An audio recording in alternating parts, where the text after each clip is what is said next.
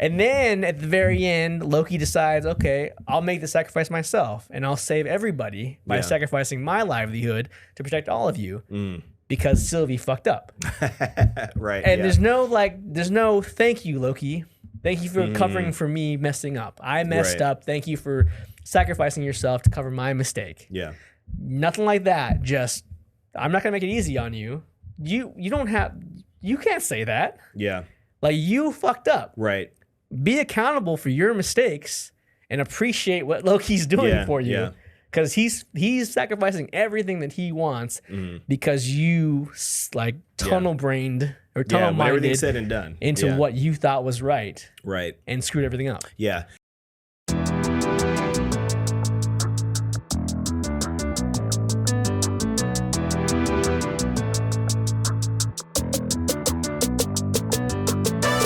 This is Geek Off The Street, your go-to channel for all things from obscure geekdom to modern-day pop culture and everything else in between. What's up, everybody? Hello. Hey, it's that time again. Yeah, Roy. Yeah, man, we are so consistent. Yeah, yes, we are. Yeah. And you're welcome. Yes, you're very welcome. Because my name's Trent. And my name is Mark. And this is Geek Off The Street. Greatest podcast of all time. Talk about geek culture, pop culture, whatever else we want. Deal with it. This week is no exception because we are talking about the newly concluded. Yes, Disney Plus series Loki Season 2. Yeah, just ended literally 2 days ago as of this recording, right? As of this recording. Yeah. Very nice, very nice. So yeah, we're going to get into that, really. We can talk about, break that down. There's a lot to talk about, I think. I think so. And the overall pantheon of Disney Plus series is. Yeah, so the first one to actually get a conclusion. First one to get a second season, right? Yeah, first one to get a second season, it's clearly concluded, I think. We'll get into that. But first, yes, what are we drinking this week, and how are we doing this week, Mark? Well, we are drinking a drink called Loki. Yeah. Called the God of Mischief. It goes by both names. It's got some of the illusion-causing absinthe in there. It's got a little bit of mead, just because, it's Norse mythology, in a sense. And some Midori for color. And some cute little horns for our dog Loki. Exactly. So, if you're listening, you got to go check out the video, see how it's made. Everything's just basically in equal parts. Yeah. So, check it out. Check it out. I'm taking a little sip of this bad toy. Exactly. Cheers. Cheers, indeed. I'm gonna get rid of these. I think it's good. Yeah. If you like, I actually did. I took a big whiff of the lemons while I was taking a drink. Weird sensation, but kind of cool. Interesting. Yeah. Let's do my lemons inside. So you can experience it. So I can't do it. So now you know how to really drink that drink. Get in the bouquet. All the senses, yeah. All the senses. The senses, yeah. So how we're doing this week? Man, I got sick. Ooh, terrible. I think I got the flu from my nephew, a bit of a stomach bug. Kids, they're the best. They are the best, but they're gross. If I can be honest. Yeah, especially when they're young. Yeah. So he brought the flu home, gave it to everybody. Yeah. His family, my family. And it was not fun. And he's laughing somewhere right now. Maniacally. Right? Yeah. So I took a couple days off for that. But otherwise, just worked my ass off. Because I didn't work my ass off because I was sick having to work, and that was not cool. Yeah, definitely. And I also hate my job, as I say every week. Yeah, so it made I've it heard worse. I've heard it before. But other than that, nothing special. How about you? Nothing special. Just, same old stuff. Doing life. Anyone wondering if I've gotten my car? I need you to mind your own business. I'm kidding. I have not gotten that yet. That's in the works. About it, or? Yes. People at work, people I don't work with, friends at work. Yeah. They're all like, what? Still? Yes, still. Yes, I'm what you call a procrastinator. I need everyone to leave me alone about this. But I know there's no real good excuse. But I'm aware of it. I know I've got issues that I need to deal with, so I'm dealing. He's dealing with it. We got it. He's got it. Mm-hmm. Yeah. We'll see. Won't be any different next time back on the show. Yeah. Any progress? None whatsoever. I hope we don't get to the year anniversary of your car accident and you still have Oh, that would be terrible. Yeah. That's not going to happen. That is my promise. That is my guarantee. Got it. to all the fans. All right, well, we're gonna hold you to it. All right. Okay. So anything else? That's basically it. No, that's about it. Yeah, pretty light week, huh? Yeah. Yeah, just working and same old stuff. Same old stuff. Cool. Just living life, doing the stuff all the stupid stuff that we all got to do. Yeah. To maintain it. Unfortunately. Unfortunately. Yeah. So anyway, let's get to the show then, huh? I will say that I got asked by. Let me tell you one thing I did. Go ahead. Let me interrupt the show. Yeah. This is more of it could go at the end like what you're into, but I think it's more appropriate to say if I've done anything. I did watch a movie. Okay. Over the over the last couple of days. I saw The Marvels.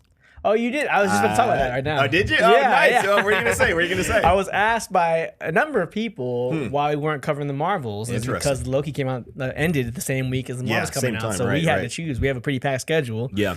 Next week's a big episode, so we're not going to skip that. Definitely, yeah. But yeah, so we decided to choose. We thought Loki might do better critically, so maybe that'll be better for us to talk about. Yeah. And be a little more positive for us to talk about, maybe. Maybe. Versus the Marvels, which... Not to have anything bad to say about it, but wasn't super excited about it. Right. Yeah, that's the thing. Yeah. And I think I watched it too. I wasn't very excited about watching it either, but I've said it before. Like I have to watch all that stuff. I have to consume content. I'm one of the suckers. No matter what they put out, there's a good chance I'm going to watch it at some point. Yeah. But yeah, I did go to watch it. There are a lot of things that. I don't want to necessarily call it lazy storytelling or things that don't make sense or things that are done just for convenience. Yeah. But it does have some good points to it. The Kamala Khan character, I think she's I don't know, she's too. I'm trying to find the right way to say this without sounding mean or condescending. There's nothing wrong with her. I think you can tell she is, we all can feel that she's excited to be there. Yeah. And I think we can kind of pick up on her positive energy, so to speak. You know what I mean? She's a kid. She's thrown into this crazy world. We almost she's almost like a little bit the heart of the movie. Okay. You know what I mean? So she actually does a good job, and her family is in it. Too, from the series and everything. So she was good in it.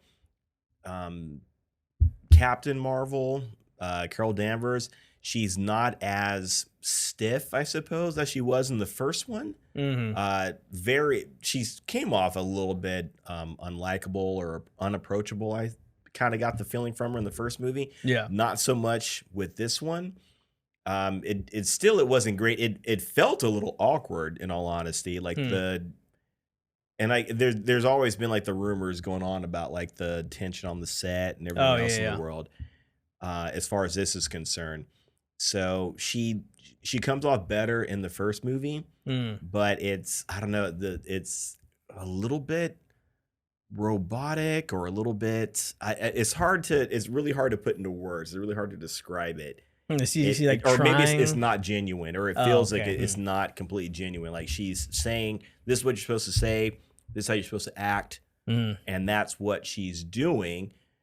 And at some points it's cool, but at other points it's like you can kind of feel that it's not real or it's not good, Yeah. And I really kind of compared it to, I didn't want to compare it necessarily to Black Adam, for example. Like Black Adam, like it hit all the check marks. Yeah, but it was very boring. It was very lackluster. To me, there wasn't anything exciting about it. Yeah, and this is kind of the same thing with this movie, in my opinion. It's still, I don't know if I would say you need to run out to watch it, like pay money to go and watch it. But if you just want to be entertained for a little while, for a couple, an hour and a half or hour 20 minutes, whatever it may be. It might do that for you if you want to see those characters, you want to see Nick Fury, you want to see superheroes doing stuff. There's nothing like super exciting about it, but it wasn't terrible either. It wasn't you weren't watching it like, oh, come on. Okay. Sometimes you do that, but yeah. So better than you expected? Yes, that's a good way to put it. That's a very good way to put it. Yeah. Better than I expected. I don't know, not super excited necessarily. It doesn't lead into too much more, but there is a very good post-credit scene. That's what I heard. Yeah. Yeah, and there's only one, so don't stick around after the credits for another one because there's not. If you go to watch it. But there is a post-credit scene that is a very big setup.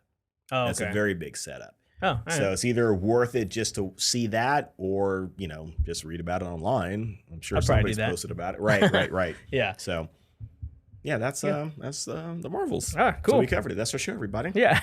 Yeah. Can we cut that? And put that on the show? Yeah, for sure. No, let's do a couple of shots. I forgot to do that, so thanks for reminding me. Nice. That I wasn't supposed to talk about the show yet.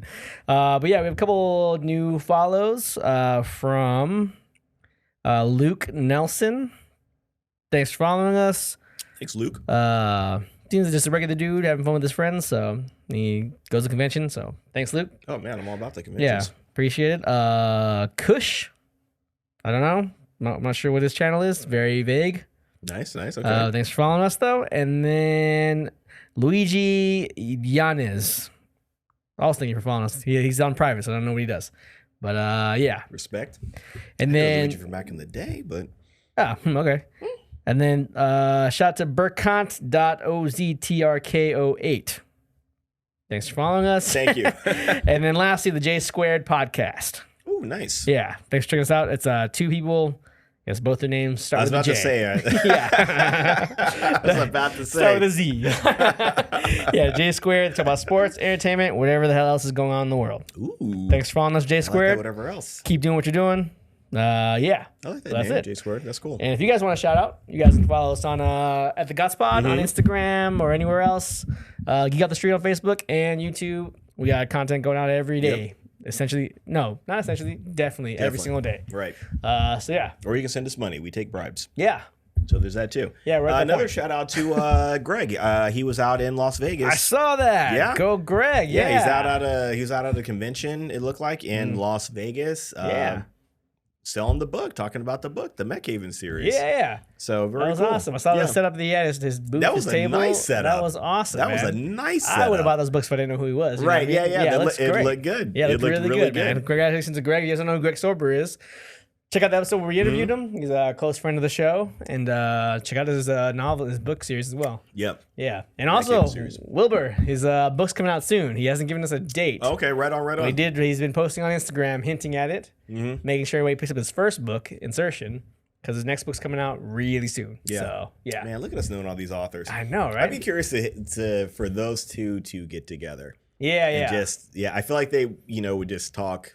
Yeah. I feel like they'd have a lot to talk about. That's interesting. Exactly. Yeah. They're in their own different, spheres as far as the subjects are concerned. Yeah. But just being writers, I just want to, go sit down to a meal, let them talk, and I'd just be sitting there on the side, just listening to what they had to say. Enjoying your pasta. Yeah, exactly. Drinking your wine, listening to them hash it out. Yeah. Right. So, very cool. Definitely, very cool. A lot of good people out there doing great things. So, yeah. Follow your dreams, baby. Exactly. Follow your dreams. Anyway. And that's our show. That is it. Yeah, that's the message. More, you can stop now. No, don't stop now. No, keep We're really going, getting into the meat of the show we're now. About to get into it. We're talking about Loki season 2. Yes. We just mentioned before. It just concluded a couple days ago. 6-episode series. The bookend to, I guess, the Loki series. Yeah. Yeah. Maybe Loki and the character in general. Yeah. Wow. That's kind of. And speaking of Loki, we got our magical. In theory, it's magical. We got the Tesseract. Trying to get it to activate any second now. Trust me, kids. I was gonna say, for those of you listening, also not Anybody not missing much right now. Would that be a? Oh, there it is. Look at that. There it is. Yeah. Now, if you're watching, it's worth it. It lights up like in the movie. Yeah. And this is the thing that gets this variant of Loki to where he is in the show. Basically. Yeah, got him out of trouble. Yeah. Yeah, basically. And some more trouble, but. Yeah. It's actually pretty cool. Yeah. Got this at Disneyland, right? Yes. They had a new shop that opened up. I'm not sure at what point, but it's a relatively new shop in Avengers Land, and they have all the Infinity Stones or some object that go along with them. All of them except the Soul Stone, apparently. Okay. But so they got the Tesseract for this. They got the Time Stone, and with You imagine it's just like Gamora's body on the ground. Yeah. Like a model of that, and you have to reach in to grab the soul stone. Just pull it out of her. Her or the Scarlet Witch. Either one. One of the two. Either one. You take your pick. You can buy either one. Yeah, and it's Avengers Campus, by the way. There you go. There you go. You can tell which one of us Disney's. Yeah, I just go along. Yeah, I'm there all the time. I'm just like that's walking not even along. like a source of pride. I wouldn't even like bring it up. Like I don't mean it doesn't make me proud. I feel good at all that I know that. But yeah, I got my group of friends that I go with, and I got that with them there. So yeah, what's up, guys? I know you're listening. Yeah, but yeah. So Loki season 2. Yeah, pretty much season 2 takes place right after the end of season 1. Right. And then it's basically trying to fix the ending of season 1 is what it seemed like. Right. And the fallout that is happening and on the way to happen. Yeah, exactly. Time was unraveling essentially. Loki and his buddies at the TVA just had to figure out how to stop it from happening. Right. Yeah. And that's basically it. That's the whole story, and it's pretty straightforward in a lot of ways. Kind of short, but shortish. 6 episodes, not bad. It's an easy watch. I would say. Yeah. And there's some good and bad, I'd imagine, right? Right. Definitely. Yeah. I guess we can get into that. Yeah, let's see. Some of the good. I do like the characters that are in there. Like all the characters that were, going along, all the main characters. I liked all of them. I think Sylvie, I could kind of see where she's coming from later on at the end of it, I think. She got pretty annoying like midway through. Yeah. I think I'm like, you selfish. I kind of think she didn't really have as big of a role in this one as she did in the first one. Oh, she definitely did not. Definitely did not. Really. I was kind of bothered by her most of the show, but I'll get into that with negatives. Yeah. But yeah, no, definitely side characters. It was great to see Data in there. Data. Obi, yeah. Yes. Ki Kwan, yeah. He, that's that guy, interesting. man, that's your Data. Yeah. He's Data to you. He's short round to me. And that's the movies came out at the same time. Yeah, same time. Yeah. I was gonna say he has more to do. No, but he's pretty important in both movies. Yeah, or more in Indiana Jones, I imagine. Actually, now I think about it. Yeah, maybe a little bit. Yeah, it's hard to say. But he stands out in Goonies to me because he stands out in all those roles. Yeah, he stood out in all of them. That's the thing that I noticed about him. This is kind of off track. Well, not really, but he has that charm still. Yeah, he has that charisma even now as an adult. And he still kind of sounds like those characters, right? Yeah, when he talks. But he just has some kind of charm like that irradiates, and I like seeing him on screen. All of his dialogue was great. His funny parts were funny. His meaningful parts were meaningful. I thought he's a good actor, man. Yeah, he's good. Yeah, it's really sad to see that he hasn't been utilized all this time. Right, and hopefully that was by choice. I don't know if he was necessarily in the acting world. I think he kind of, as far as I know, I think he got out of acting and was. I don't think he was looking for work.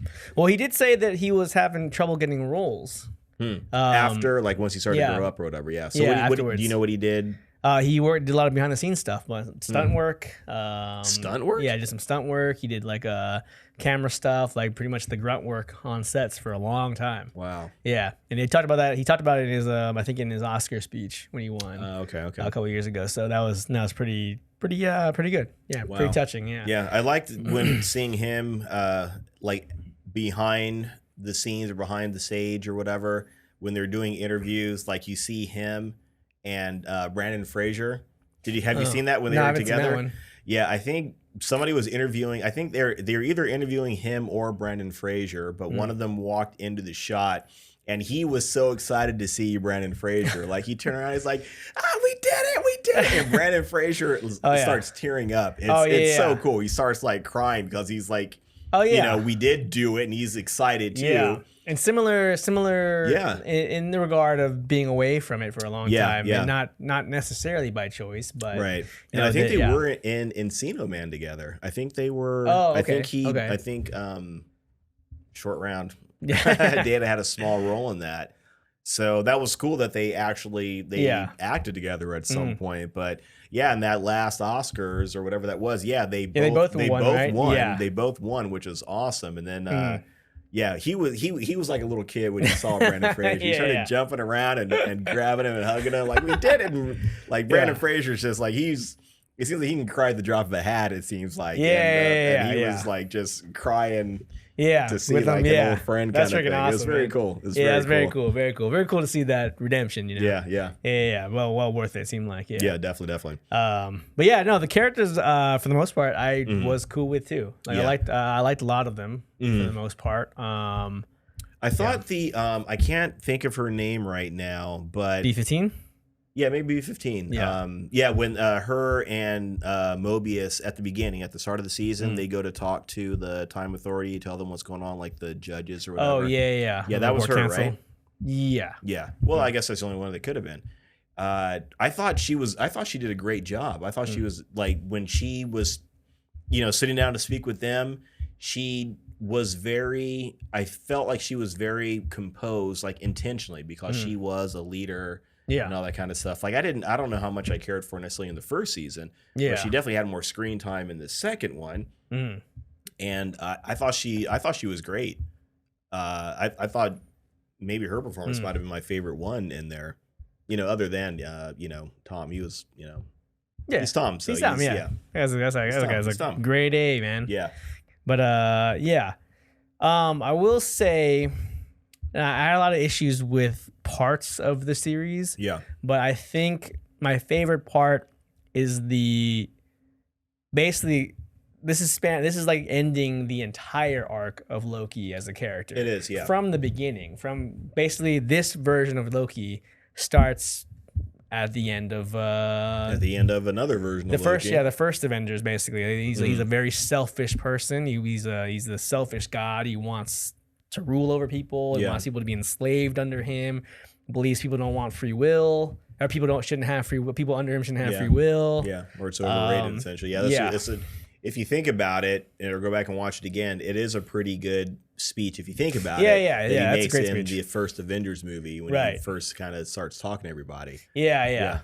And he goes from being that extremely selfish and kind of bad person to the exact opposite.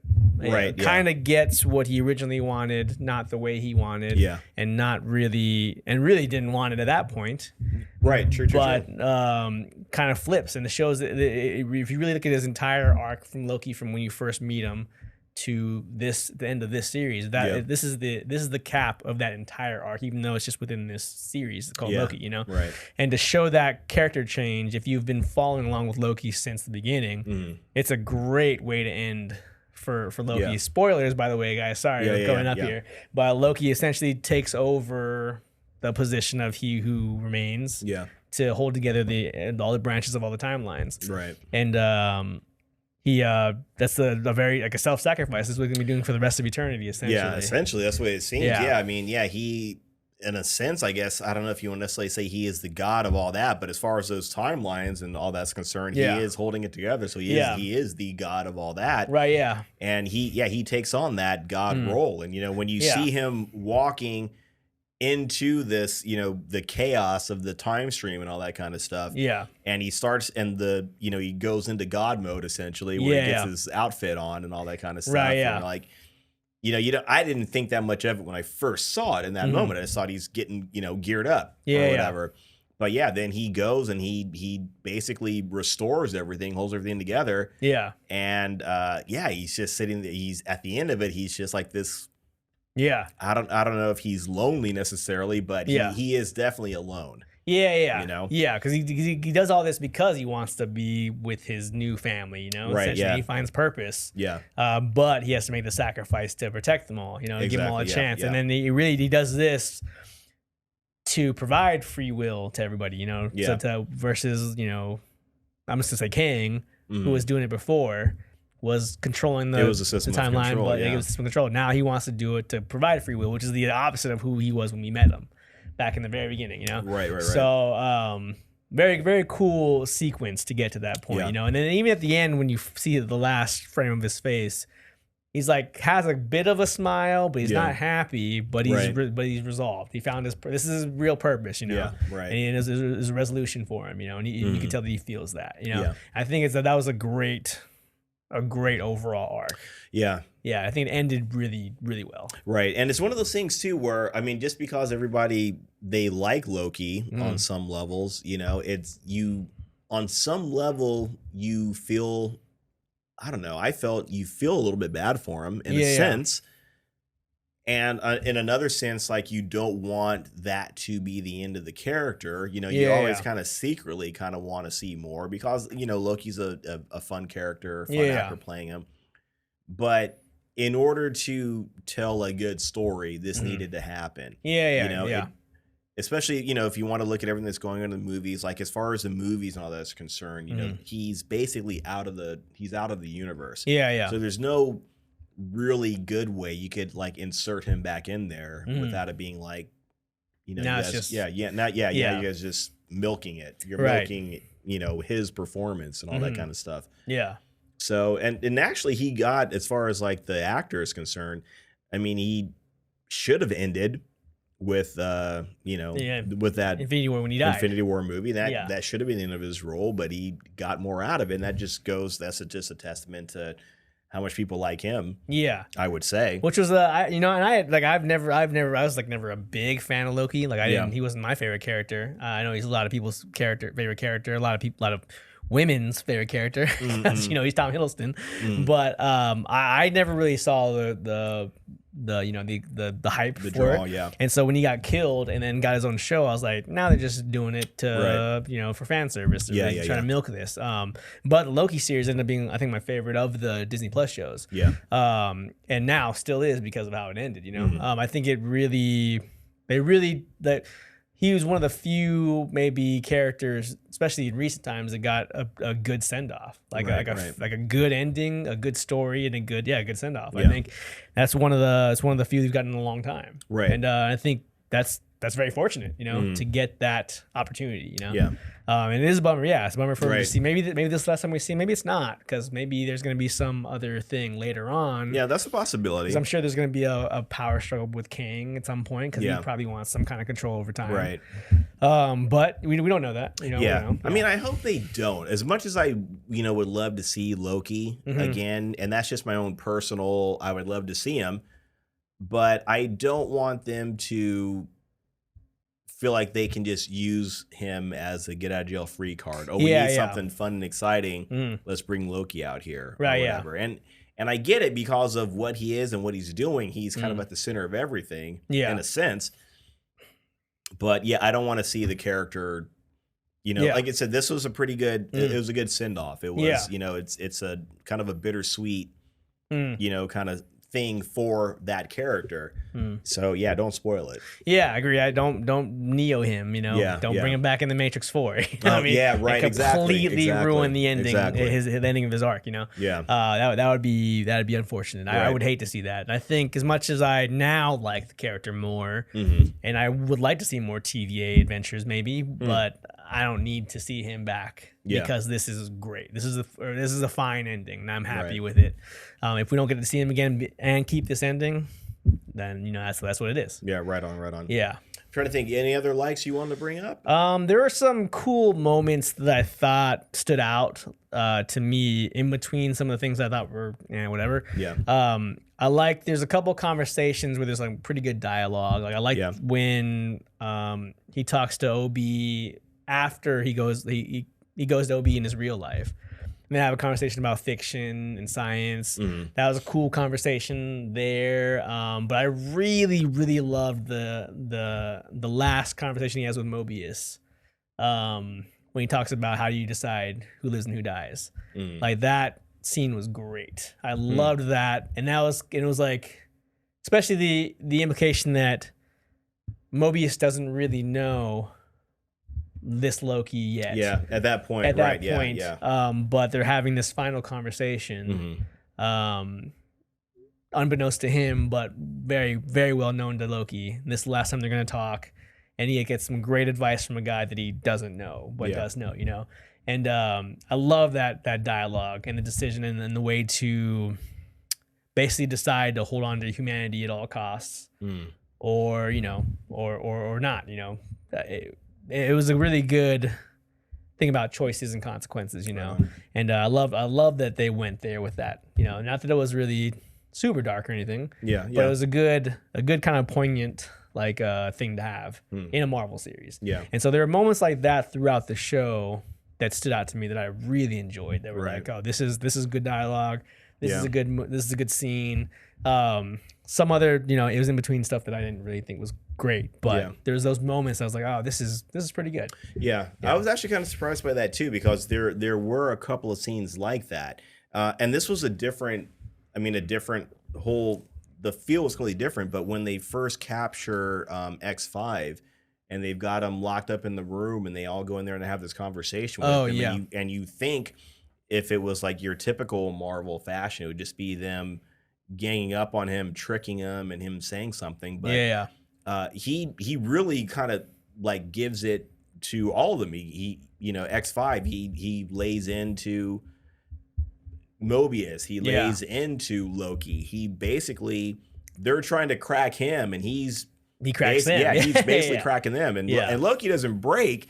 But he does kind of step up to him, and you're thinking like he's talking about his mom, he's talking about this, talking about him being a loser. But Loki, he never breaks or whatever. And Mobius actually does. Right. Yeah. But I liked seeing the character. The dialogue was really good. It was pretty good in that give and take. So I kind of felt like, and I did some research on like, I got one of the names with the writers and the showrunners, people who ran the show, and they were given a little bit more free reign to complete this series, especially because it was gonna be the last one. As far as they know, they knew this was how they knew how they wanted to end it. This is the first Marvel series or movie or anything in a long time that had zero reshoots, zero changes to the script after they went to production. Everything. And this is like, that's the first time in a long time the Marvel movies that they had to do reshoots or changes to the script or anything like that. Like this was the first one, was 100% no changes, and this is what they wanted to do, and they did it and got it done. Obviously not perfect, but you can tell there's a little more thought to some of these scenes, a little more thought to some of the dialogue and the situations. Yeah, and you can tell. You can tell. It's not like your typical Marvel series or your D plus series or whatever. Whereas like where it was done by like 5 or 10 different people had a say in it or whatever. This seemed like it was like this was one team. They knew what they wanted to do and they did it. You know what I mean? And that you can tell the quality of this show. I think overall seen better than the other ones. As far as like story, as far as dialogue, as far as payoff at the end, and even like the set design felt better to me. The way it was shot, I was paying attention to some of the cinematography, which is something I don't usually do. And there are some shots that were just great. Like it was really good for the story, Right on. And so overall, like the production value, it felt better. Like this is what they all should have been. You know what I mean? But this is the only one that is. Yeah. But that's basically it for positives for me. I think that's mostly it. I mean, like I said, I always like a period piece kind of thing. So I like seeing them go through time and doing whatever, going on, when they were, back in 1898 or 1868 or whatever it was. And they were, doing all that kind of, when they were traveling through time. That's I always kind of look for little details. I said, oh, wait a minute. I think when they were at the World Fair, I started looking, I was like, wait a minute, was that the Brazilian flag in 1893? I'm like, I got you. But that was the official flag in 1889. Oh. So just by a couple years, by about 4 years. Because I was like, wait a minute, was that Brazil's flag back then? Not on my watch, guys. But I know that's just stupid. But I do like seeing, like they get like the time traveling and them in time and all that kind of stuff. What else? I think that might be, as far as likes are concerned. I'm starting to say I dislike so and so. I dislike this. But characters were likable. I think the performances overall were pretty good. Again, it kind of goes without saying. I guess everybody knows, like Tom Hiddleston is he's a good actor. He's a very engaging actor. He draws people in, and he did that in this as well. Towards the end, in that last episode, I think it was, it turned into this Day Before Time, or was that the Day After Tomorrow? Oh, where all the different like the reshoots, Day After Tomorrow, Groundhog Day. All the stuff of I need to do this. Okay, let me go back and do it again. Let me go back and do it again. Or even not Day After Tomorrow, the one with Tom Cruise, right? Yeah, what was that called? Day After Tomorrow was the one with the storms. Okay. Man. I don't know. Yeah. Anyways, whatever that movie is with Tom Cruise, watch it. That's good. a good one. Yeah, Tom Cruise and Emily Blunt. Yeah, that's a fantastic one. Yeah. It's a good movie. But yeah, that kind of thing was going on. So I started to get like, oh, they're doing this thing again. But it is fun to watch though. Yeah. You know. And then they had like their blip moment where everyone gets, instead of turning into dust, they turned into like Play-Doh through the machine. Oh yeah. And they just like squirted it out. Yeah. So yeah, that got a little. I mean, it was okay. Yeah. But that's what it felt like. They were just like doing the whole blip. Their own version. Yeah. But yeah, I'm trying to think if I do want to see any more of the of those guys of the of the TVA kind of thing. I'm really trying to wrap my head around too. Like, how did that world work? Were those guys in that office? Like all the time, 24/7. Yeah, like I'm trying or whatever their version. Yeah, exactly. Whatever's going on, like they've been there for some of them. It sounds like they've been there for like hundreds of years. Yeah, which is fine. But like, are you there the whole time? Like, do you? And this, go home or this has nothing to do with anything. But for me, whenever I see these kind of shows and you set up this world and you set up that premise, it's like, what do you do? Like, do you go? Do you leave? Do you clock out? Do you do something? Are you just there the whole time? Like I said, it's one of those things that it's not necessarily important to the story, but it's kind of important if you're setting up this whole entire world. Like the world doesn't quite make sense. Why is it like this 50s style or 60s style setup or whatever. But it's all good. It's all good. So getting some negatives then? Yeah. Do a negative. Oh man, there are a number. And this may be just because maybe I missed some of it. I guess I get into the lighter negatives. The first, overall, this season, I was kind of bored for maybe the first half, maybe a little more than the first half. It was kind of chaotic. Didn't seem to be much of a focus, and it kind of seemed like the ending of the first season, they didn't quite know where they were going with the second season at the time when they ended the first season.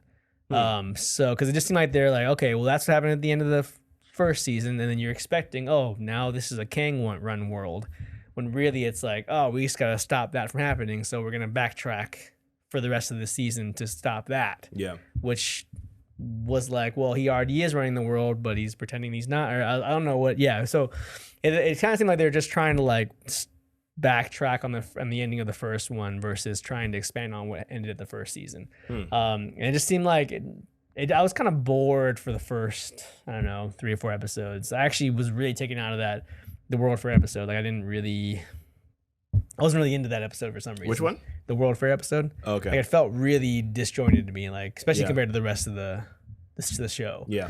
So I was trying to figure out where they were going with this season. I didn't really care for most of it. A lot of it was kind of just boring to me overall. I should have gone back and watched it again because I was kind of watching it with my girlfriend, and I was like, I'd watch one episode at a time after work. So I got tired and eating dinner and stuff. So that was probably on me, but I was a little bored for more so with this season than the first season. Even though I think overall the ending of the season was great and better than the first season, I just was kind of bored for a lot of it. Okay. Yeah, so there's that. I think a lot of pacing issues. Maybe that's what it was. I just couldn't keep my attention for some reason. This is like the 4th time we've seen a variant of Kang, and is he still a nobody? Yeah. We're not seeing any progression on the variants of Kang or He Who Remains or whoever these guys are. Right. And the more I see Jonathan Majors, the less I like his acting. I think this is the 3rd or 4th time where I was like, I don't like this guy. I don't like how he's choosing to play this character. Yeah, the World Fair scene was very bad. I don't want to necessarily say bad. Like maybe there was something more to it, but it was very kind of clanky, and you're trying to figure out like what is this character. Like at some point, you kind of get the impression that he might have a stutter of some kind. Yeah. You know, which is that's okay. That's great to see a character like that. But also when he was doing what he was doing, like it felt very. It felt uncomfortable, and it almost seemed like he was uncomfortable, or seeing whatever was going on. Like it was just uncomfortable for everybody, and it felt very manufactured. Yeah. Like it wasn't anything genuine at all. Yeah, genuine or natural to this. Just because it was like really weird pauses and weird spots, and I was like, I know he's trying to for dramatic effect, maybe. Or playing somebody quirky. And odd. Man, it didn't work at all for me. This Victor Timely guy didn't work at all for me. And then, but I feel like it was different in the later episodes. Like he wasn't as jerky towards the end. At least I didn't notice in him being not as quite bad. as much when you first meet him, but I think, man, just overall, he just makes weird choices as an actor. For me personally, it just doesn't seem like it's not as engaging for me. And I really didn't like his He Who Remains in the first season. It was really, I know what he was trying to do. Like the kind of aloof, nonchalant, eating the apple villain, but it didn't work for me. And seeing him again, I was like, I didn't really care for that. I didn't really care for him in Quantumania either. Because I think I mentioned it in our episode that he would do these kind of weird nervous tics to add some kind of layer to who he is as a person. Also didn't work for me. He just kind of it seems like he's kind of like forcing in these quirky tics to make the character a little bit more interesting. But the execution or the choices he's making as an actor just don't quite land for me. And this is like the third time or fourth time we've seen a variant of Kang, and I'm just, one, it's not furthering who he is in this world yet at all, and two, it's not really fun to watch. You know what I mean? So I got kind of tired of. I'm getting kind of tired of this character. I hear you. I did like him as He Who Remains more in this season than I did in the first one. Because it seemed like in the second season, the craziness was gone. It almost seems like the craziness he was doing that for like as an act. As an act for Loki and Sylvie. Exactly. And then in this last season, when he was just talking to Loki, he was a lot more like normal. He spoke normally. I guess relatively. I think he was because he did, because when you see him stop and say, how many times have we had this conversation? Like that's when it gets a little bit more, a little more serious. Now it's like we can have a real conversation. But there's still like just, I don't, maybe it's the writing too, but he was just like, that's reincarnation, baby. And I was like, that's really weird things to say. Like at weird times that just don't fit. I don't know was that meant to be funny? Was it meant to be a little clever? Or was it meant to be like a power move? Like, I don't know. Like it's not coming off on the performance, what you're trying to get across. I don't think it was meant to necessarily be anything other than him just like talking, at least in that particular, line or whatever. But I will agree with it's, if they're going to continue with the whole Kang the Conqueror thing, it is time to start showing why he is so dangerous, because we really haven't seen it yet. And if it's a case of the sheer numbers, like, do they have some sort of technology or some sort? I mean, what is the war that's supposed to be coming, or that's there, or that's happening, that is happening, that they're fighting amongst themselves, that's going to spill over into quote unquote our world? Like we need to see why this guy is supposed to be dangerous, because everything we've seen so far is he's kind of really laughable. Low level. Laughable, real low level. Right. And it would be great to show, I mean, I don't know. We could spitball. I could spitball ideas about how to make him more dangerous, make him dangerous. Marvel Studios, we're taking calls, man. Whenever you guys are ready. We're right here all the time. Hit up us on Godspod. To hit us up. We discuss with you forever. But it would be great if they made him dangerous and all the Avengers or whoever got together and fight him, and it's a tough fight and they beat him, and then everything's like, oh, we beat him, and then he's right there again because there's a million of them. It's like you know, the whole infinite thing. You know, this Council of Kings or whatever. Council of Kings is there. So that would be awesome to make him this dangerous character. Or even if you just make him somewhat dangerous. Yeah. The fact that if you've got to fight this somewhat dangerous character once, twice, 30 times. Yeah. And it just turns into them just wearing you down, and it's going on, you know, infinite, you know? Yeah. There's potential there, but you got to do something. Yeah, you gotta elevate it. Because especially if you're introducing them this early. Yeah, in the overall arc as the new villain, if he is a new villain, it hasn't really been confirmed. Right? It seems like they might be trying to switch that around. Yeah, maybe. Yeah. But it's kind of we haven't even, because like with the first phase, we didn't see Thanos. Well, we knew Thanos was around, kind of here and there, but you didn't see him much. You know. Yeah. You really didn't see him at all. Right. For the most part, we didn't get a chance to look at him and be like, "Oh, he's an idiot," or "He's a goof." Yeah. Right. Yeah. Yeah. We see him unravel, like, kind of pulling the strings here and there, and when he finally shows up, this guy's dangerous. Right. You know what I mean? With now, we've seen Kang 4 times. Yeah. Or versions of Kang 4 times, and they're all equally jokes. Yeah. Kind of, you know? Yeah. For the most part, yeah. Yeah. Or they've all been beaten. So what's the big deal? By kind of second, third tier characters. They didn't have to get the gang together to do it. They just did it. Right, yeah. Yeah, I mean, if you're losing Ant-Man, then come on. You know, maybe you're not the guy that should be scared of. That's going to take over the universe. Yeah, you know, but then again, you know, all these different versions of King, whatever, maybe these aren't the main ones. That's cool. Right, I mean, you can hide behind that for a little while. Yeah. But, you know, we're going to have to get somewhere pretty soon. Yeah, I agree. Yeah, and then there's the big one, and this is, maybe I missed something. Yeah. But a lot of people are saying the Loki's arc was great, and how getting into the ending was great to see him get his whatever noble purpose, or what was that last episode called? I forgot. What was it called? Something purpose. Okay. Everyone's been saying it too. Not that I'm burdened with noble purpose or whatever it was. Yeah. The point is royal purpose, godly purpose. Yeah, something. Yeah. Everyone, it's named the last episode, I think. Yeah, whatever. Well, anyway, it's great and all that. For me, I don't know why he was able to travel through time. Oh yeah, I don't know if that was something I missed in when the show ended in the first season when it ended. Yeah, I thought about that too actually later on. Like, why was he able to do that? Because when they fail in episode 4 and everything gets destroyed, then he starts like jumping to the other places with his buddies in their real lives. And then when they all start to disintegrate, he learns that he can control time. Yeah. Why? Like, why did he, like, what? Because he wanted to save them? Because he wanted it? Because now he understands that he needs to be selfless, so he gets the power of time? Like, why does he get to control time now and become the person who saves everybody by becoming the world tree, or not the world tree, but becoming the branch thing? And that was interesting that it turned into the world tree. Yeah. Oh wow. Yeah. That's what you guys are doing. That's pretty cool. Yeah.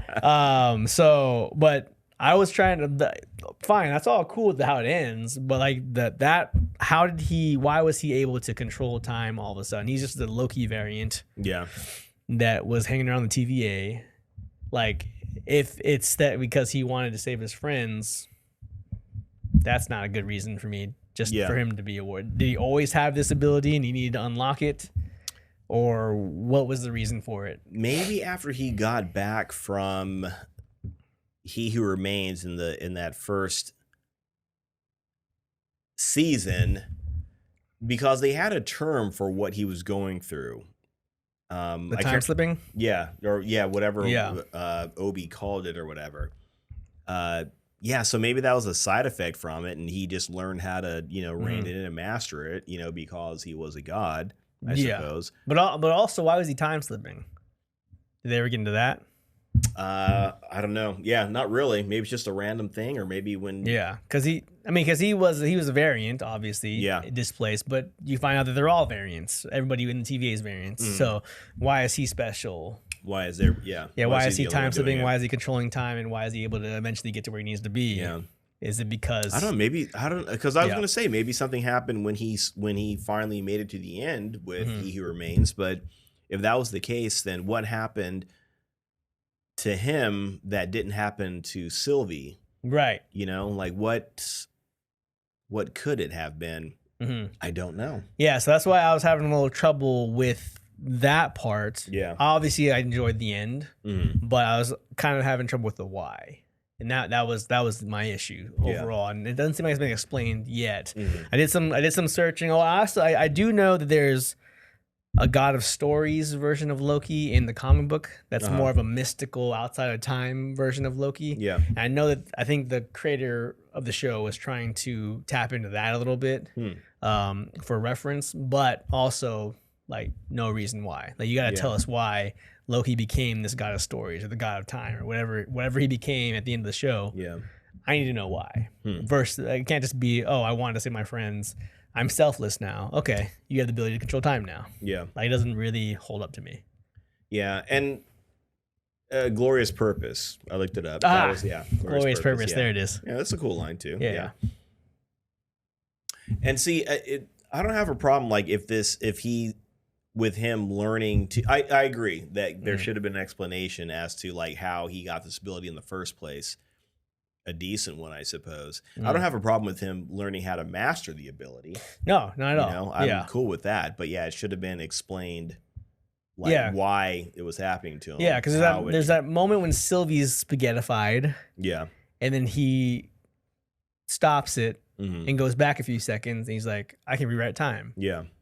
Why? And people have been saying, oh, it's because he found his purpose was to protect his friends. Yeah, but why did that ability come to him because of that? Yeah. Why did he already have the ability is my point. Right. And that goes further back to like how did he get this in the first place? Exactly. So how was he able to unlock the ability? That's not what I'm asking. What I'm asking is how did he already have that ability to unlock? Yeah. And that's the question that I couldn't find. Nobody answered. And so that was my issue with. That was a big kind of plot hole to me. Yeah, no, that's very good. Thought, very good, yeah. I'm trying to think. Yeah, I mean, they talk about it, and that's a good point. Maybe that was just like the red herring. Like, oh, we're talking about it, we're acknowledging it. Yeah, but we're not going to tell you how it happened or why it happened. Yeah, maybe there'll be an explanation down the line, but no, you should have. Yeah, you should have done it in this show. Yeah, you should have done it already. It would have made it worth it. Yeah, right. And then I have one more negative. Yeah, if you don't mind. Yeah. Sylvie's character bothered me most of the show. Yeah. But the biggest thing that really bothered me, and correct me if I'm wrong, I would totally listen to any other opposing opinions, but Sylvie fucked up, right? Like she caused all this. Right. By, no accountability? Yeah. No accountability, right? Yeah. So she kills this guy. Right. She kills He Who Remains. She's not sorry about it. Not sorry about it. Causes all this shit to happen. Right. Right. Comes back, and then there's that whole really kind of cool scene where Loki's like, I might have to kill Sylvie. Yeah. And then Sylvie's like, well, I'm not gonna make it easy for you. I'm like, why not? You fucked up. Yeah. And then at the very end, Loki decides, okay, I'll make the sacrifice myself, and I'll save everybody by sacrificing my livelihood to protect all of you. Because Sylvie fucked up. Right. And there's no thank you, Loki. Thank you for covering for me messing up. I messed up. Thank you for sacrificing yourself to cover my mistake. Yeah. Nothing like that. Just, I'm not gonna make it easy on you. You can't say that. Yeah. Like, you fucked up. Right. Be accountable for your mistakes and appreciate what Loki's doing for you. Yeah. Because he's sacrificing everything that he wants because you like tunnel-brained or tunnel-minded everything said and done into what you thought was right. Right. And screwed everything up. Yeah. No, I did think about that too. And whenever I saw her, especially in like midway through, or not even midway through, when she first, popped back into the series, I kept thinking like, this is her fault, right? Like, am I missing something? Like, this looks like. And the further they went into the episodes, everything I saw, there was nothing to change the point of view or the fact that it all was because she did this. And again, she didn't care. She was, seemed like she had no remorse about killing this guy at all. Now, I do understand her point of view. I do understand her saying like this was a system of control. You know, it's no good, and you know, nobody is supposed to go over here and be gods. And I like you know, that Loki basically said we are gods. I thought that was great. Like, you know, we're not gods. Like, yeah, we are gods. That's what we are. So that's awesome. I love it. Yeah. And I love that that was another thing I liked about the show, that at some point we got to see Loki use his powers a little bit more. I understand he couldn't use them in the TVA. Yeah. Or TAV, whatever it's called. I don't know. Yeah, right. TVA. The VAP, that too. But yeah, so I did like seeing that. But yeah, there was no ultimately there was no accountability at all for her. And like I said, I kept waiting. Like, am I going to see something that's going to like make me change my mind? And again, from her perspective, she was, you know, in the control. Like, to kind of put it in a context, maybe she was like Neo, that she was, you know, ending the system. She was breaking the chain, the wheel that goes around. She's breaking the wheel. That's the Game of Thrones reference. I won't bore you with that. But when everything is said and done, and that's great, I do understand that you are trying to change things and give everybody their quote unquote their freedom. Yeah. But but at the end of it, the freedom that you're trying to give these people, and Loki kind of says it, and they don't really pursue it any further, is if everybody's dead, then there is no freedom. Yeah. You know what I mean? That was the sucky thing, was having He Who Remains alive and keeping everything in check and in balance. In a sense, I mean, maybe they didn't have to branch. I mean, I guess they had to branch or cut the branches or whatever. But keeping everything under control, that's the thing. You know, you can't have it both ways. You know what I mean? And ultimately, you have to make that tough choice. And Loki was the one that made that tough choice. Yeah. And, you know, goes to, you know, just be the world tree, you know, stuck somewhere. But no, I definitely I noticed that. Yeah. I noticed that. And like she never got called on it. Not once. Really. Yeah, not really. No. Like she never got this. Nobody ever said this was all your fault. And I understand you're pissed about killing somebody, but if I'm pissed about killing Winston Churchill, like, oh, I hate Winston Churchill, I'm going to kill him. Well, hang on a second. We need Winston Churchill to keep England together, keep them united, to fight the Nazis or whatever. Yeah. I don't care. I don't like Winston Churchill. Well, don't be a selfish fuck. Yeah. There's a bigger thing going on. Yeah. I don't care. I'm going to kill Winston Churchill.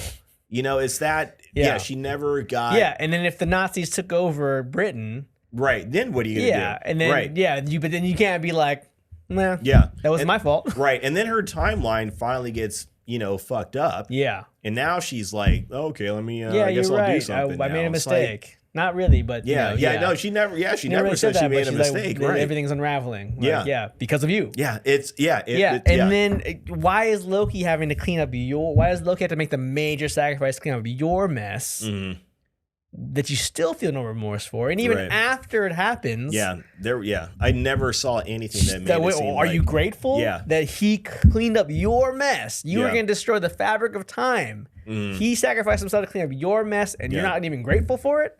You don't regret that you had to cause Loki to disappear forever. No one's gonna see him ever again. Right. I'm sure she's grateful it happened, but not grateful for, hey, this never would have happened if I hadn't done this thing. Exactly. If I hadn't been so focused on what I wanted. Yeah.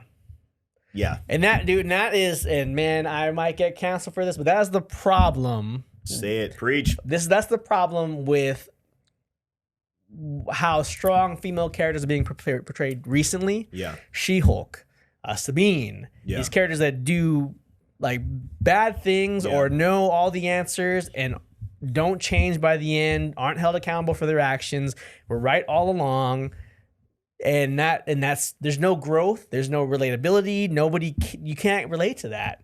When this I'm right, I fucked up, but I'm still right. I'm still right. And at the end of the thing, I was right the whole time. Yeah. No, you weren't. Right. Like right. You were not. Yeah. You were not right. If you look at the end, you were clearly not right. Yeah. And that's for all three of these series. Yeah, exactly. For She-Hulk, Ahsoka, and for Loki, season 2. Freaking Wanda in yeah, that's true. WandaVision. Yeah, that's very true too. That's where it started. Yeah, also not held accountable for all the shitty things you did. Yeah, you didn't make any sacrifices. You had to sacrifice something that you created for exploiting people. Yeah. So and technically something that had already been sacrificed. I mean, she already lost Vision. Yeah. She never had the kids. So yeah, her, whatever she was doing brought those kids into existence eventually. But yeah, it was all for her own selfish, for what she wanted. Right. Right. And then for you to release people at the end of the thing, you were supposed to do that. Yeah. At the very least. Yeah, at the least. You never Monica should have Rambeau done comes it, up, really. these people will never know what you sacrificed. What sacrifice? Right. You fucked it up in the beginning. Right. This is the least you can do is set people free. Right. And you know what you're never going to know? The sacrifice all these people had, were forced to make so you could work something out. You have this, exactly. Right? The insanity that you drove them to. Right, yeah. Yeah, and I'm not. I don't want to keep backtracking, saying I don't have a problem with strong female characters. I love strong female characters. Ripley from Alien, great example. All these characters, there's tons of examples of it. Yeah. Recently, there's this I can do what I want. I don't have to be held accountable for it, and whatever happens, I'm still right at the end. Right. And that they even did it with Sylvie, and she wasn't even a big part of this second season. Yeah. And I was so bothered by it that I was just like, why do that? Why take the time to do it with a minor character in this second season? Yeah. With that as well. Right. Like make her not accountable for causing all of this and causing Loki to lose his life that he wants. And not even feel bad about it, and not even it bothered the shit out of me. No, you're right. You're right. Yeah, you know what could have been cool is if she said that, if she realized, I'm sorry, I shouldn't have done it. I made a mistake. He is a system of control, and he's bad. But killing him made a much worse thing. Yeah, he was definitely no good. Right. He was definitely controlling everybody, wiping their minds, and do all this shit. It was no good. And even with the cutting of the branches was bad, and maybe there was some way to rectify that. Yeah. But the moment that she decided to just kill him, and man, it was bad. I mean, she was so laser focused on murdering this guy. Yeah. That wasn't fighting back, and he wasn't fighting back for his own reasons that we find out later. But it would have been great for her to say, look at all that's going on, that the TVA was, they were cutting branches, and maybe 3, 4, 5, 6 universes were affected by it. Terrible. Before that, or, when he was gone, whatever. Yeah. But now everything is being wrecked because this guy is not here. Yeah. Right. And everything's about to, effing unwind and just be destroyed. Yeah. It would have been great. I would have liked her more as a character, because that would have shown growth on her part. Yeah. That would have shown her saying wow, I did make a mistake. Now let me go to try to help to fix it. Yeah. That would have been a great arc. Yeah. That would have been great. Or they could have even done a scene before Loki goes out onto that thing on his pathway. Yeah. Just some kind of sound cuts out, music cuts out. I'm sorry, Loki. And then he has some kind of, we're gods. That's what we do. And then goes off and does it, becomes the god he's meant to be. She feels bad about it, but she's grateful. And now that line that she says to Mobius, she's like, I'm going to go live my life. I'm going to take advantage of my life now because Loki gave me the opportunity after I fucked it up. Right. You know what I mean? That's what needs to happen. Yeah. No remorse, no problem. Loki sacrifices himself for my fuck up. Yeah. And I still get to run off. She gets to go straight to work at McDonald's. Yeah, whatever she's gonna do, that's what you're after? Yeah. Yeah. And I mean, I'm cool with whatever you want normalcy, that's fine. I don't care about that. But just understand what it took for you to get that normalcy. Right. You know what I mean? That you caused to not happen. Yeah. Like that, I was like that bothered me so much. I'm kind of really tired of it. Is what I mean to say, you know.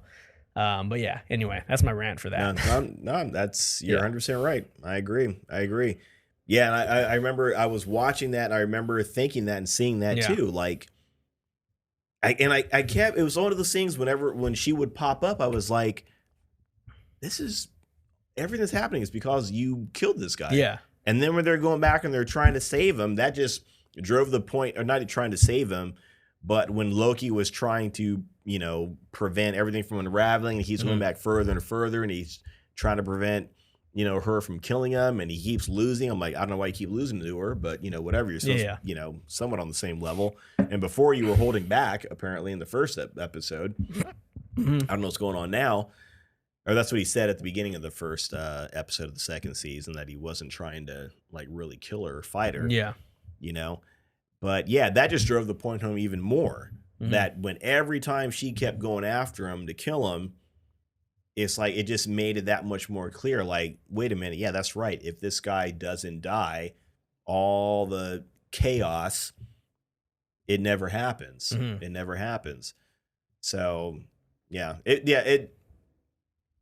That's an interesting thing. Like I said, it could have been really cool to show her realizing that killing him was not the right thing to do.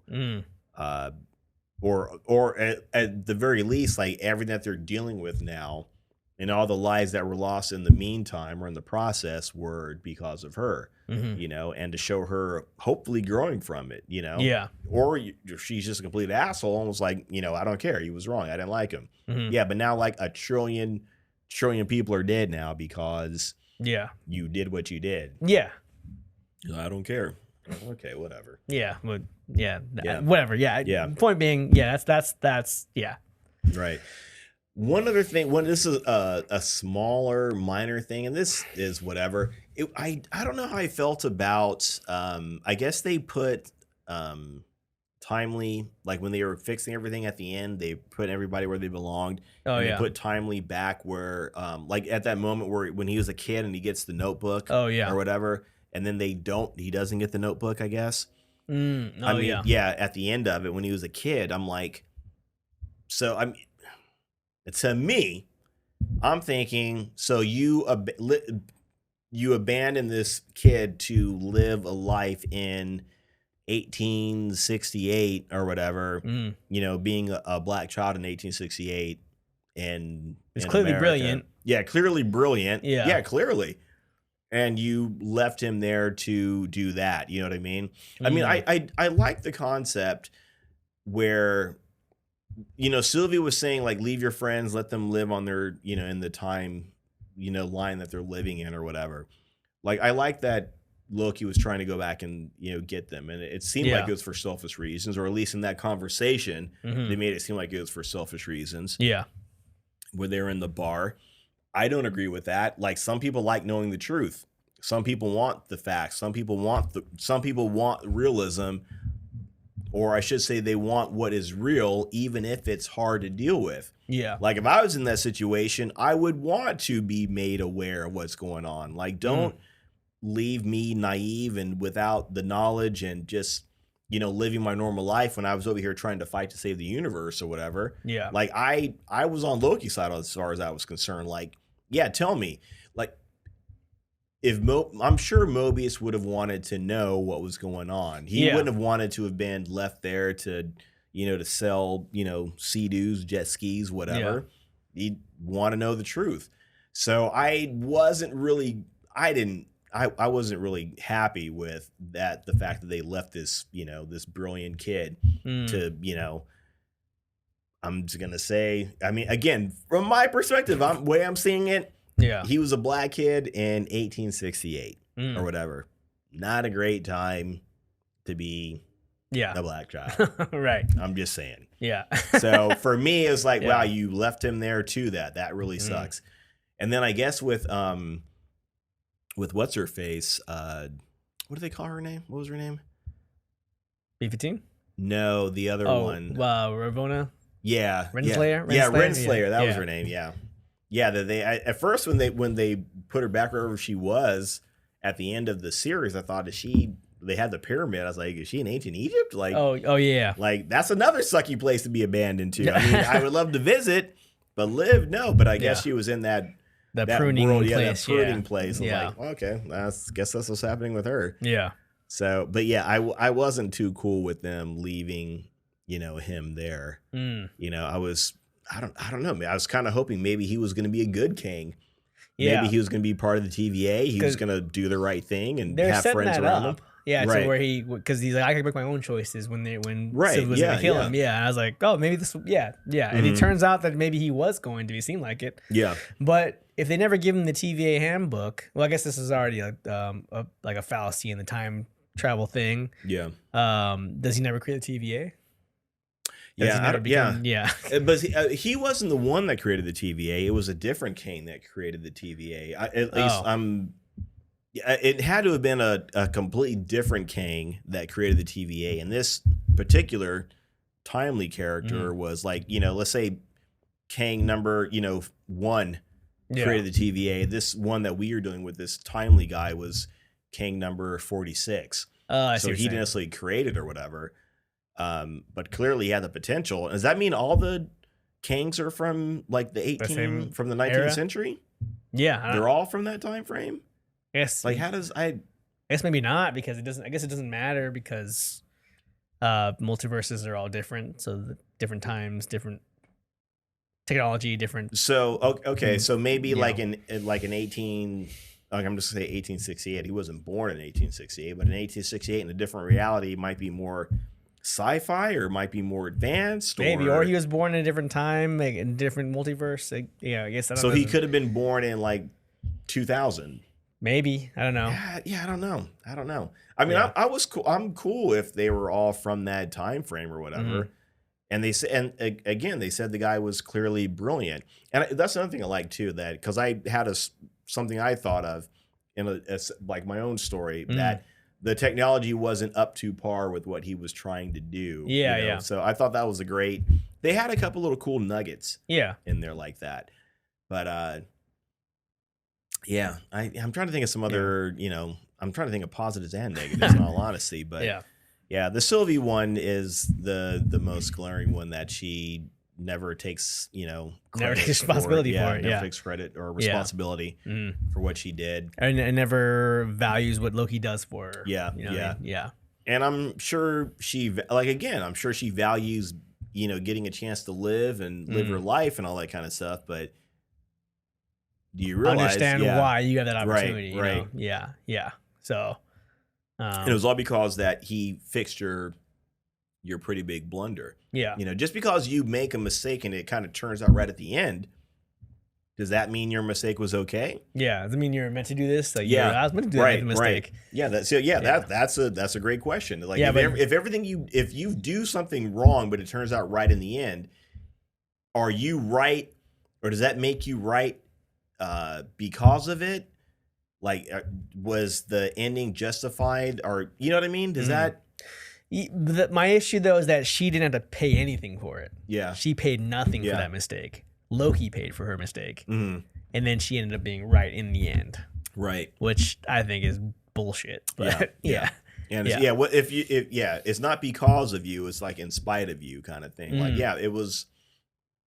Yeah, they took a bad situation, they made it work in the end. Yeah. But that doesn't make her right. Exactly. Yeah. In my opinion, just because, Loki, fucking pulled a rabbit out of his, magical godlike ass and did something incredible and became, And again, I did like the world tree. The world tree is a Norse mythology thing. It is also in the Marvel comics. So that's that tree you see at the end. I guess that was supposed to be. So I was cool with that. So Sylvie. I like I said, I was pretty annoyed with her. Yeah, so was I mostly the whole time. Basically. So anything else to add to that? Nah. All right. Well, what would you rate the show then?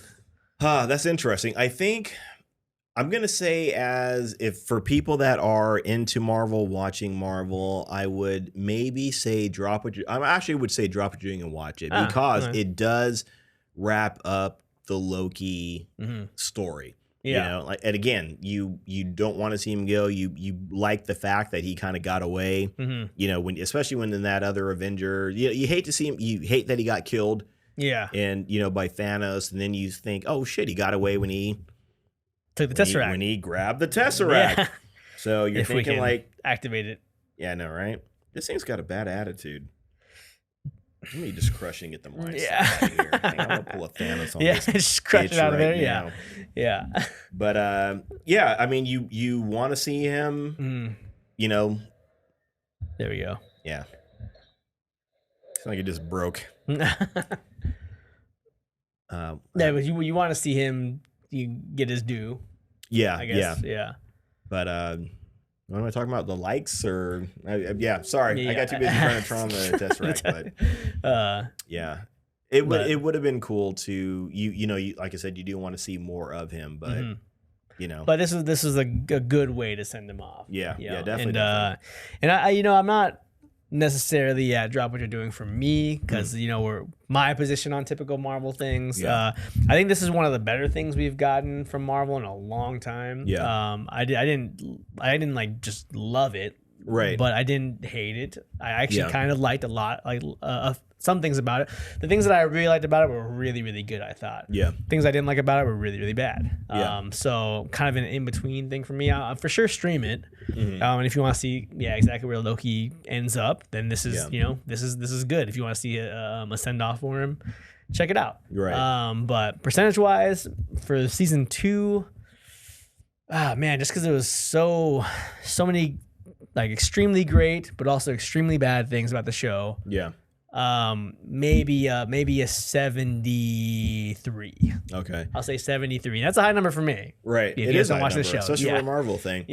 I don't remember what I don't know if we were even doing the percentage. If we were doing that for Loki season 1, I don't know if we were doing it back then. No idea. I'm not even sure. But I will say that I think I like this season a little bit more than I liked than the first season actually. Okay.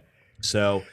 I might give this season maybe a 75, 76. Okay. And again, I would say watch it just to get the finality, for the whole conclusion of it. So, and then there are some really good performances, and overall I think it's pretty good. And then there are some that really stand out. I think that the actor that played X5 and who was the other one? B15. Yeah, I thought she was great. I thought I was really impressed with her.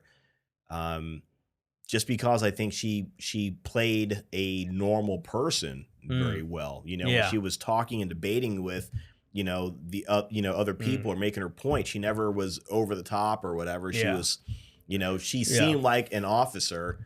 Especially after finding out who they all are or what they all are. Essentially variants, you know what I mean? Still keeping cool for the most part. Right, that's what she had to do essentially. But I would definitely say, I would say, again, if you've been watching Marvel stuff, I feel like it's something you should probably watch. So 76, drop what you're doing. Drop what you're doing? Drop what you're doing. Why not? Why not? Cool. All right, let's get in our talk on Loki then. Yeah. Check it out. Let us know what you guys think. And let us know if we are. Yeah. Did we miss something? Is there anything that we might have missed that's good or bad? Yeah. Maybe there was something that we should have mentioned. Let us know, man. I'd be curious. Yeah. Is Mobius just gonna stand there and watch his real self raise kids for the rest of his life? Yeah, I know. It ends with them just standing there between those trees watching his other self and his kids. His other self's kids. Right. I would have liked to have said or for someone to have said to him, maybe he'll figure it out, but you know what? They're gonna be okay.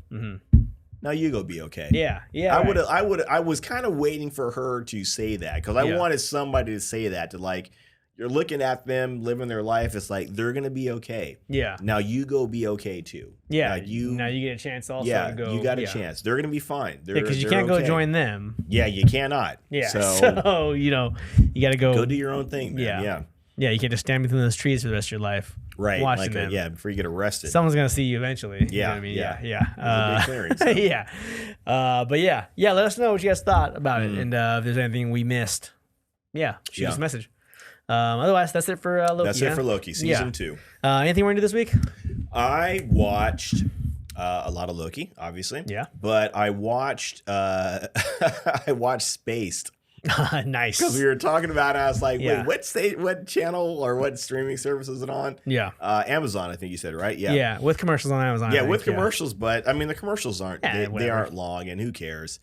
But it was I had seen it before, and when I saw it the first time, I was like, you can clearly see the connections between that and Shaun of the Dead. Oh yeah, like you 100%. See all like the jokes, the timing, all that kind of transitions, stuff. all that kind of transitions, big time. And the show is done. It's done very well. Yeah, it's so it's so funny and so smart and clever too. Yeah. Like the humor is like and all like the pop culture references in there are great. Yeah, and I mean the one that I keep thinking about, it's not necessarily the funniest one or the best one, but when she's arguing with Simon Pegg's character, and she's, I think he's playing a game or something, or he was playing a game like not Tekken, it was Virtua Fighter. Oh yeah, Virtua Fighter. Yeah. And she says something to him, and you see her, like Jackie or the female character, like kick the guy in the face, right? Like, douche, and you need to do this. Boosh. Bam, yeah. And he's like, and then he comes back, why'd you do this? Boosh. And blah, blah, blah, blah. Boom. And then at the end of it, she's like, well, so-and-so just used to use you. And he's like, and then you see her like, boom, boom, body slam the guy. Yeah. And then you see her do like her ending pose. Yeah. And she's like the character, the video game character, doing her ending pose, like waving her arm back and forth. And then it scrolls over to her, and she's like, so wins.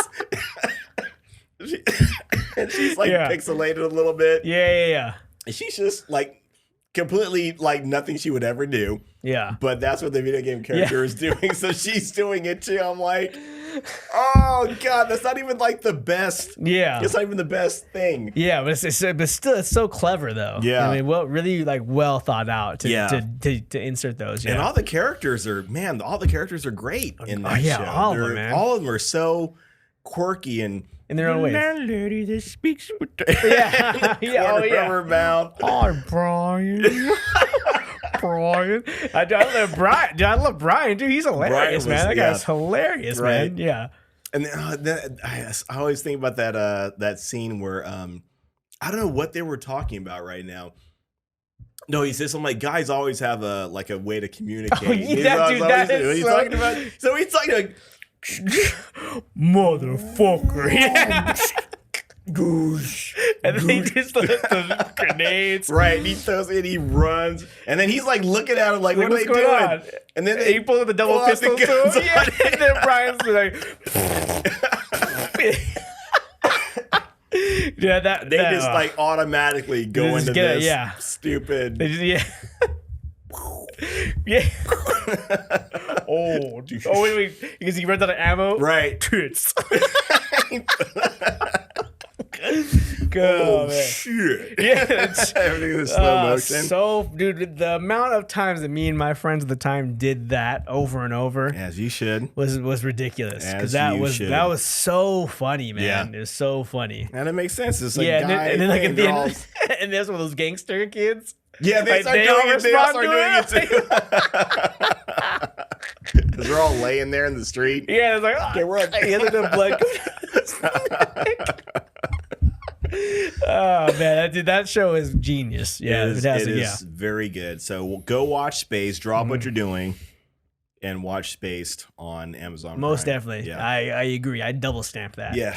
With or without commercials, however you want to do it, doesn't matter. Just watch the show. Doesn't matter. Yeah, it's genius. It's only 2 seasons. Why are these guys Britain and they get in and out, man? Stuff? They get it done. Yeah, man, they let it go. Yeah. Let it go before they can ruin it. Yeah, exactly. Yeah, take a hint, America. Take a hint, America. I was just gonna say the same thing. Yeah.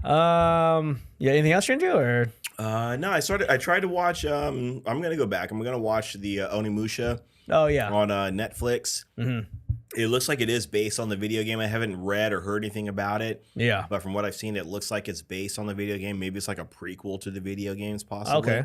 So I'm going to check that out. And nice. That's about it so far. Oh, so watching Invincible. Okay. Second episode out, came right? out. Yeah, 2 episodes. Look, it comes out on Thursday. Oh, so cool. Yeah, we'll for sure cover that when it completes. At one point in time. Yeah. I am like about 9 episodes in on Jujutsu Kaisen. Okay, nice. Yeah, nice. Haven't seen the show yet, so I want to try to get into it. I know the second season is coming out or out already. Yeah, man, releasing out now. Already, yeah, sure. I think it's releasing weekly now. Yeah. So I want to catch up to that. It's pretty good. Yeah, I've seen some of the episodes. I don't know how far I got into it, but it was pretty good. Yeah, it's pretty good. It's CJ's a big fan of it. Okay, I mean, I'm like 9 episodes in. It's pretty shonen generic, like nothing special so far. But I'm enjoying the characters. It does get better. Yeah, it does get better. I know I've seen some where it kind of does deal with like some real life angst in some areas, but just from what again what CJ was saying, like later on it gets much better. It starts getting a little more it starts getting real. Okay, cool. I mean, I'm enjoying it now. Yeah, but it is very typical shonen anime right now. Right, I've heard a lot of things. Kenji, my cousin, God's Glassmaker. Amen. He recommends it big time. That and I guess Demon Slayer, which I haven't started yet. But Demon Slayer. So the last 2 seasons, man, that turned me around. Nice. That's like one of my favorites. Well, I watched that one too. I don't know if I can say it's one of my favorites, but it is pretty good though, huh? It's very good. It's very good. Yeah, it's on that one too. It's awesome. Yeah, that entertainment district arc was what really just put me over the top. Because even Mugen Train didn't put me over the top. I was like, okay, I saw it. It was there. Yeah. But once that season went down, and just to see them fight was, and again, the fights look great. It looks cool, but it's not like, oh, I'm going to do this super power move, I'm going to win. So I'm going to do the super power move, and I got him. Oh, but wait a minute, there's a part B to how you kill this guy. So now I got to go and try to do this all over again. Oh, now this guy's stronger. Oh, now this guy's got backup. Oh, now the guy that I was helping is down. Now the guy that I'm supposed to be helping is about to get killed. If I don't go there and help him, it gets so intense and the stakes get so high. And then even in the Swordsmith Village, the last season that came out, the stakes get really high on that too, especially at the end of it, where the main character's got to make this choice. And I'm like, okay, you need to go over here. And he, instead of going right, he goes left. And I'm like, holy shit, he went left? Like, how did you not go right? Yeah. So, and then in that moment, like once it all kind of plays out a bit more, it's like, shit, okay, I was wrong. You should have gone. You clearly should have gone left, But it's good. It's got one of these great hero choices moments in it. But but it's a really good hero choice. Yeah, it's like everything this guy's fighting for, or go do something else. And I'm like, guy, what are you doing? What are you doing? Go over there. Well, it's a strong list, so yeah, I wanted to get to it eventually. But yeah, anyway, is that it? That's it, baby. Yeah, we did it. We're gonna stop jabber-jawing because we got pretty long here. But anyway, thanks for checking it out. We appreciate you. We definitely do. As always, thanks for checking us out. It's a big deal for us. We really, really appreciate it. Trying to grow the show. We're working hard at it. Next week, join us for a super exciting episode. Oh yeah, we're talking about Scott Pilgrim Takes Off, the animated version of the Scott Pilgrim versus the World Scott Pilgrim series. Right, yeah. Yeah, it's getting off the comic, off the movie, video game. Yeah, exactly. It's getting an animated series release based on the graphic novel. Right. Getting the voice actors from the movie. Every single voice actor from the movies is back. Oh, Edgar Wright is executive producing. And man, I cannot wait for this show to come out next week. We're going to watch it all in a day and cover it the day after. Right. Looking forward to it. Big time. Cannot wait. So if you guys are big Scott Pilgrim fans like we are, make sure you check it out. And then come check out this episode on that next week. Yeah, and if you're not, you need to go watch it. You need to become a fan of it. If you don't know anything about it, that drop everything you're doing and go watch that. Yeah, exactly. So, yeah, I agree. Awesome, cool. Awesome. All right. Anyway, I guess that's gonna be it. Let's wrap it up. Thanks for checking us out. My name's Trent, and my name is Mark, and this has been Geek Off the Street. Trying to get the poses right this time together. Yeah, we did. A little bit. Sort of. Oh, I'm resting on it.